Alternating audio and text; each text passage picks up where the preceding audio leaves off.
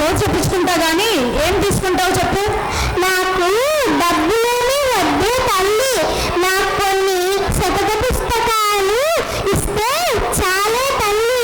అదేంటే అందరూ డబ్బులో బియ్యమో అడుగుతారు, నువ్వు శతక పుస్తకాలు అడుగుతున్నావేంటి? నేను ఆ సరస్వతి దేవి ముద్దు బిడ్డనే తల్లి.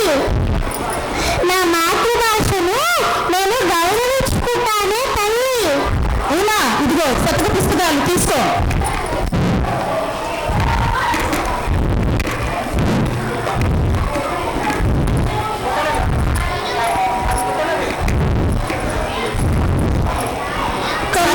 సరే కానీ ఇన్ని చెప్తానంటున్నావు, మరి మా బడి గురించి, మా బడిలో ఉండే పిల్లల గురించి, పెద్దల గురించి చెప్పు. ఇక చూస్తాను సోది. బెదవాడ దుర్గమ్మ పలుకు, కంచి కామాక్షి పలుకు, కొమరెల్లి మల్లన్న పలుకు. ఇది నా మాట కాదు తల్లి, ఆ తల్లి మాట.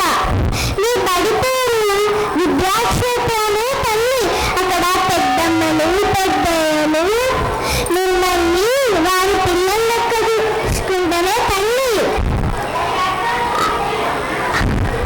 చదువుతో పాటు ఆట పాట అన్నీ నేర్పిస్తారే తల్లి.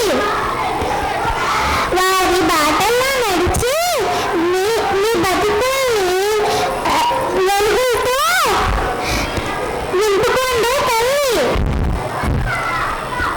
అవును సోదమ్మా, నువ్వు చెప్పిందంతా నిజమే. మరేమనుకున్నారా సోదంటే?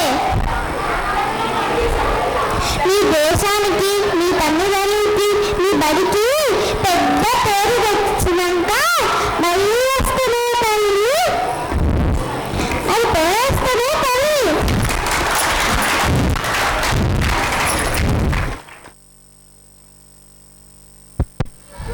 Great acting and